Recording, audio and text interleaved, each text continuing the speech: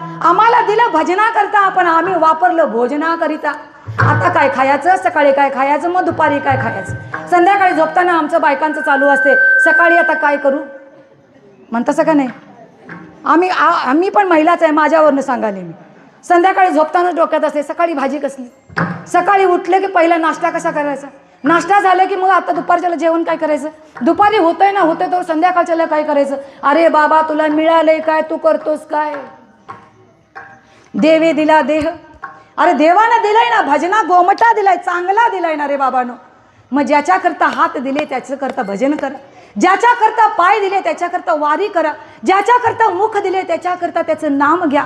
म्हणून हे तुकोबरायाने जाणलं, म्हणून तुकोबराया म्हटले गायीन अहर्निशी मुखी नाम, मुखी नाम घ्या म्हटलं. पण कुणाचं घ्यायला सांगितलं, त्याला देखील काय आहे, एक दंडक घालून दिलं.